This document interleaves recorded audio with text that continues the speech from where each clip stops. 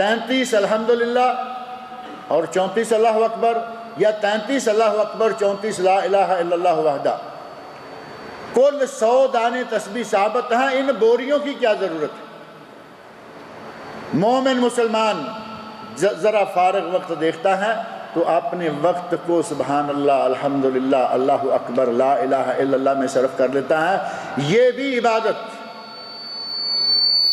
اور یہاں ہمارے سعودی عرب میں خاص طور پر دیکھنے میں ملتا ہے کہ جگہ جگہ لکھا ہوا ہے اغتنم اوقات الانتظار للاستغفار۔ یہ سٹیکر ہے، آپ کو لفٹوں کے سامنے لگا ہوا ملے گا، لفٹ کے اندر لگا ہوا ملے گا، اور اسی طرح یہی سٹیکر آپ کو ہسپتالوں میں، ڈسپینسریوں میں اور اسٹیشنوں پر، بس سٹینڈوں پر جگہ جگہ دیوار پہ لگا ہوا ہے اغتنم وقت الانتظار للاستغفار۔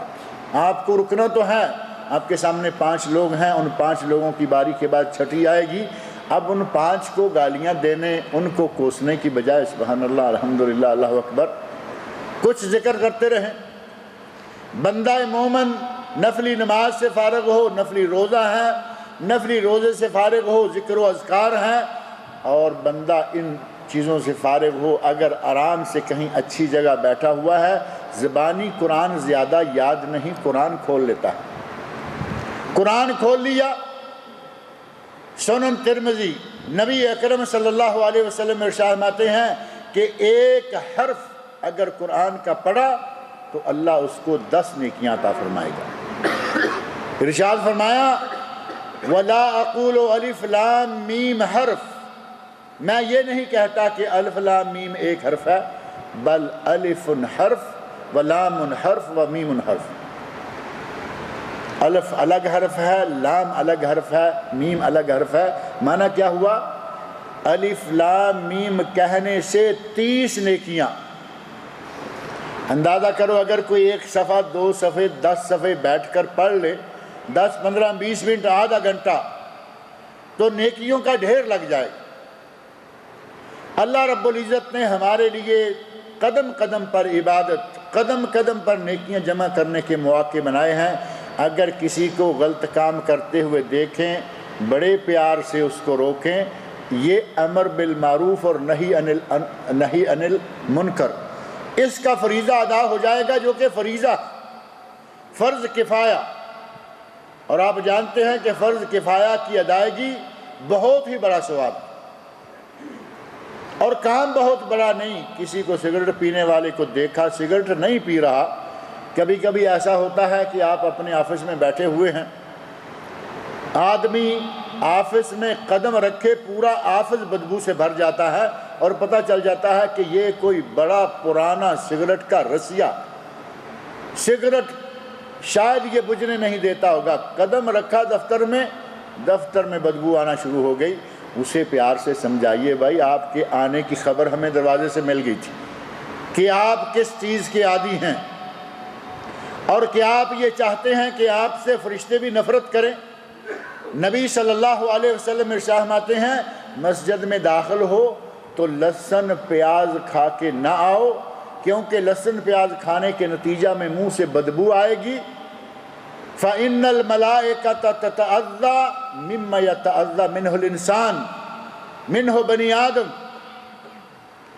جس چیز سے بنی آدم کو، انسان کو اذیت پہنچتی ہے، اللہ کے فرشتوں کو بھی اس سے اذیت پہنچتی ہے۔ تو جب آدمی حلال چیز، آج تک کسی عالم نے کہا ہے کہ لہسن حرام ہے، آج تک کسی نے کہا ہو کہ مولی حرام ہے، کسی نے کہا ہو کہ پیاز حرام ہے، حلال چیزیں ہیں، لیکن نبی صلی اللہ علیہ وسلم نے نماز پڑھنے سے پہلے کھا کر مسجد میں آنے سے منع کیا۔ اگر کوئی پکا کے کھا لے، روسٹ کرے، پکائے، پانی میں اس کی بدبو کو ختم کر لے، کھائے، جتنا چاہے کھائے۔ اور اچھی چیزیں ہیں۔ لہسن کے بارے میں تو ہمارے حکیم حضرات بتاتے ہیں کہ اگر کوئی لہسن کھاتا رہے، روزانہ صبح 1 کاش، پوری وہ جو گنڈی ہے وہ نہیں، 1 کاش کو کاٹ کر باریک کر کے پھینک لیں، پانی سے، لسی سے، کسی چیز سے بلڈ پریشر نہیں ہوگا۔ اور کتنی بیماریاں ہیں وہ نہیں ہوں گی۔ اتنی مفید چیز لیکن کچی کھا کے آئیں، مسجد میں آنا منع۔ بلکہ نبی صلی اللہ علیہ وسلم فرماتے ہیں جو کچی کھائے، منہ سے بدبو آ رہی ہو، لا یقربن مساجدنا، لا یقربن مسجدنا، وہ ہرگز ہماری مسجد کے قریب نہ آئے۔ اور سگریٹ کے بارے میں آج تک کسی عالم نے کبھی نہیں کہا ہوگا کہ یہ حلال ہے، یہ مستحب ہے، یہ جائز ہے، کبھی کوئی نہیں کہے گا۔ یا کہیں گے حرام یا کم از کم مکروہ، مکروہ یعنی ناپسندیدہ۔ یہ اللہ کے رسول شریعت کو ناپسند چیز ہے۔ اب ناپسند چیز استعمال کرنے والا نظر آئے، پیار سے کہیں کہ یار ڈاکٹر حضرات بھی کہتے ہیں کہ یہ بہت نقصان دہ ہے، بدبو آتی ہے، نماز میں نقص، بیٹھنے والوں کو اذیت، اللہ کے فرشتوں کو اذیت، مالی نقصان، مادی نقصان، روحانی نقصان، اس کو چھوڑ دو، شاید ہو سکتا ہے مان جائے اور آپ کے لیے ثواب کا بہت بڑا مجموعہ جمع ہو جائے گا۔ امر بالمعروف اور نہی عن المنکر، یہ ہمارے سامنے ہر وقت موقع آتا رہتا ہے۔ کہیں کوئی الٹے ہاتھ سے پانی پی رہا ہے، کوئی گالی بک رہا ہے، کوئی کچھ کر رہا ہے، جس کو غلط کام کرتے دیکھیں پیار سے اس کو روکیں۔ اور یہ تو عام سے روزمرہ والے کام ہیں۔ اگر کسی کے بارے میں پتہ چل جائے کہ یہ شرابی ہے تو اسے منع کرنا چاہیے یا نہیں؟ شراب نہ پیو یہ بھی کہنا چاہیے یا نہیں؟ یا صرف لوگوں کو یہی کہتے رہو سبح اللہ، کبر اللہ؟ سڑکوں پہ بورڈ لگے ہوئے آپ دیکھیں گے، یک طرفہ کاروائی، سبحان اللہ کہو، لا الہ الا اللہ کہو، الحمدللہ کہو۔ سڑکوں پہ کبھی بورڈ میری نظر سے نہیں گزرا کہ لا تشرب الخمر، شراب نہ پیو۔ ہمارے یہاں مسلمانوں میں کچھ لوگ ایسے ہیں، کچھ ذہن ایسے ہیں، یا یوں کہہ لیں کہ کچھ جماعتیں ایسی ہیں جو کہتی ہیں کہ لوگوں کو صرف میٹھا میٹھا، پیارا پیارا، نرم نرم غذا مہیا کرتے رہو۔ ان کو یہ نہ کہو کہ یہ شراب چھوڑ دو، زنا چھوڑ دو، یہ بڑے بڑے ان کو کہو سبحان اللہ کہو۔ دین ایک نہیں، دین میں صرف امر بالمعروف نہیں، سبحان اللہ کہو امر بالمعروف، الحمدللہ کہو امر بالمعروف، اللہ اکبر کہو امر بالمعروف، اور نہی عن المنکر کا فریضہ ادا کرنے کے لیے آسمان سے فرشتے آئیں گے۔ لا تشرب الخمر، لا تزنو، لا تاکلوا الربا، سود نہ کھاؤ، زنا نہ کرو، شراب نہ پیو۔ کون کہے گا؟ ہمیں ہی کہنا ہے۔ انسانوں کو ہی یہ فریضہ بھی ادا کرنا ہے۔ آدھا ادا کر لیا کیونکہ وہ میٹھا میٹھا ہے، جس کو سارے ہپ کر لیں گے۔ کہتے ہیں میٹھا میٹھا ہپ اور کڑوا کڑوا تھو، تھو کرنے والا بھی کہو۔ نبی صلی اللہ علیہ وسلم مکہ والوں کی آنکھ کا تارا تھے، دانت تڑوائے، سر پہ زخم کھائے، کندھے پہ زخم کھائے، بے ہوش ہوئے، گندی اوجڑی آپ پر ڈال دی گئی، لیکن آپ نے لا الہ الا اللہ کہنا منع نہیں کیا۔ کیا لا الہ الا اللہ اس چیز کی دعوت دینا؟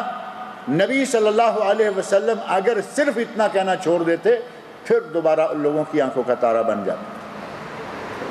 ہم کہتے ہیں نہیں وہ چھوڑو، پھر کہیں گے کہ اس میں اختلاف آتا ہے۔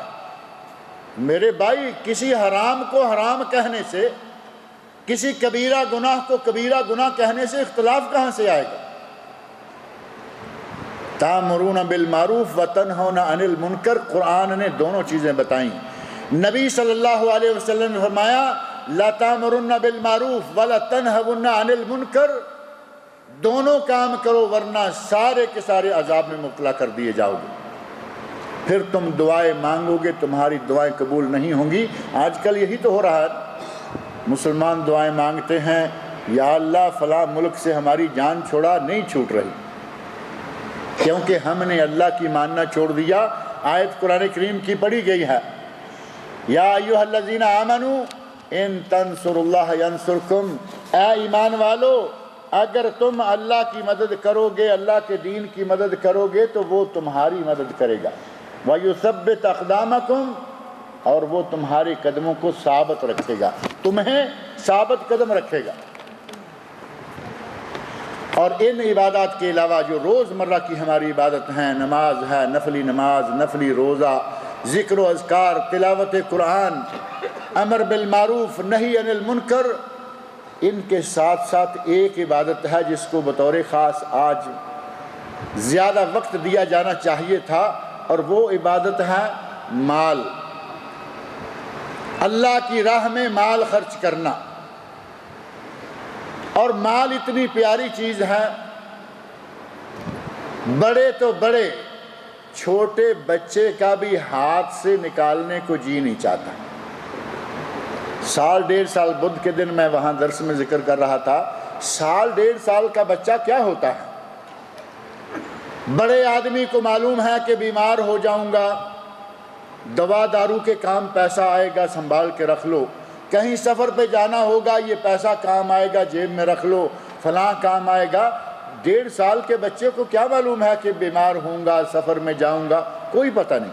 آپ اس کے ہاتھ میں ایک 5 روپے کا نوٹ دے دیں یا 500 کا دے دیں، پہلی بات یہ ہے کہ اسے پتہ ہی نہیں یہ نوٹ کتنے کا ہے۔ 500 کا ہو یا 1 ریال کا نوٹ ہے اس کے ہاتھ میں دے، اب اسے کہو کہ ریال دو مجھے، دے گا آپ کو؟ بچہ واپس نہیں کرے گا۔ اس بچے کو اس نوٹ کی قیمت کا کوئی اندازہ نہیں، لیکن اس کی فطرت میں شامل ہے، انسان کی فطرت میں شامل ہے کہ یہ مال سے محبت کرتا ہے۔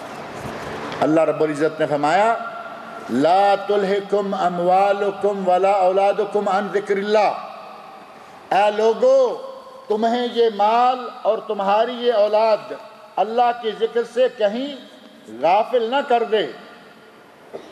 یا ایھا الذین آمنوا، اے ایمان والو، لا تلہکم اموالکم ولا اولادکم عن ذکر اللہ ومن یفعل ذلک فاولئک هم الخاسرون، سورۃ المنافقون آیت 9۔ آیت 9 میں اللہ رب العزت نے فرمایا ہے کہ تمہارے مال اور تمہاری اولادیں تمہیں کہیں غافل نہ کر دیں اللہ کے ذکر سے، اور اگر یہ تم نے کیا، وَمَن يَفْعَلْ ذَلِكَ، جس نے یہ کام کیا، مال سے محبت کی، اسے جمع کر کر کے رکھا اور اس کو اللہ کی راہ میں خرچ نہ کیا، تو وہ دنیا میں نقصان اٹھانے والے ہیں، آخرت میں بھی نقصان اٹھانے والے ہیں۔ مال کو جمع کرنا بری بات نہیں ہے، یہ بات ذہن میں رکھیں، یہ بات کئی مرتبہ میں ذکر کرتا رہتا ہوں کہ مال جمع کرنا بری بات نہیں۔ اگر مال جمع کرنا بری بات ہوتی تو عثمان غنی رضی اللہ عنہ کے پاس مال نہ ہوتا۔ مال جمع کرنا بری بات ہوتی تو حضرت عبد الرحمن بن عوف کے پاس مال نہ ہوتا۔ مال جمع کرنا بری بات ہوتی تو مسلمانوں کے پاس مال نہ ہوتا، بلکہ مسلمان جمع نہ کرتے۔ نبی صلی اللہ علیہ وسلم کے عہد مبارک میں صحابہ کرام کے پاس بڑا مال تھا، ڈھیروں مال تھا۔ حضرت عثمان رضی اللہ عنہ کا لقب کیا ہے؟ غنی، عثمان غنی، عثمان دولت والے، مال والے۔ اللہ نے مال دیا ہوا تھا، تاجر تھے، تجارت کرتے تھے، جمع کرتے تھے۔ حضرت ابوبکر صدیق رضی اللہ عنہ بھی بزاز تھے، ان کا بھی کاروبار تھا۔ صحابہ کرام بزنس کرتے، آج ہم بزنس کیا لیتے ہیں، اس وقت عام تجارت کاروبار نام تھا۔ صحابہ کرام کاروبار کرتے، بزنس کرتے، اپنی کھیتیاں، اپنے باغات، ان کے پاس بھی پیسہ تھا، لیکن وہ پیسے پر سانپ بن کر نہیں بیٹھتے تھے۔ صرف فرق اتنا، ہم پیسہ جمع کرتے ہیں اور اس پر سانپ بن کے بیٹھ جاتے ہیں۔ پڑوسی بھوکا مرتا ہے تو مرتا رہے، پڑوس میں بیوہ ہے رہے، مسکین فقیر محتاج ہے رہے، ہماری بلا سے ہماری جیب گرم رہنی چاہیے اور ہمارے اپنے کام برابر چلنے چاہیے۔ اگر اللہ رب العزت حضرت عثمان رضی اللہ عنہ والی اس طرح کی بے شمار دولت دے